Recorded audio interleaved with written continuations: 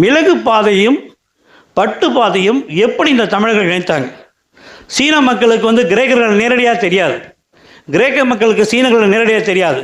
ஆனால் தமிழர்களுக்கு மட்டும்தான் இருவரையும் தெரியும். கிரேக்கத்தையும் தெரியும், இவங்களுக்கு சீனவரும் தெரியும். இது பார்த்தீங்கன்னா இந்த மேற்கு தொடர்ச்சி மலையுடைய பங்களிப்பு.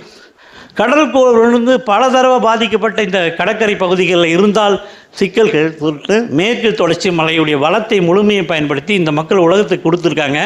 அதாவது இயற்கையின் பங்களிப்பை தான் மட்டும் அனுபவிக்காமல் இந்த மக்கள் உலகம் முழுக்க கொடுத்துருக்காங்க. பாருங்கள், மேற்கு தொடர்ச்சி மலை முழுக்கும் இருக்கக்கூடிய பகுதிகள் தான் வணிகமே நடந்திருக்கு. மேற்கு தொடர்ச்சி மலை கிழக்கையும் மேற்கையும் இணைத்து இருக்கு.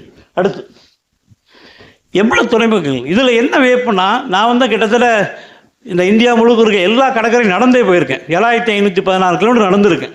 லட்சத்தீவு, அந்தமான் எல்லா பக்கம் நடந்திருக்கேன். இங்கே எல்லா பகுதிகளிலும் கடல் வணிகம் நடக்கக்கூடிய இடம் பேர் தமிழ் பேர்லேயே தான் இருக்குது.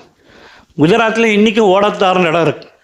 இன்றைக்கும் பாம்பேயில் முக்கியமான இடத்துல ஊரான் பட்டினம் இருக்குது, களம்பொலி இருக்குது பாம்பேயில். இங்கே கர்நாடகாவில் கோபால்பட்டினம் இருக்குது. கேரளாவில் எல்லா இடமும் தமிழ் பேர் தான்.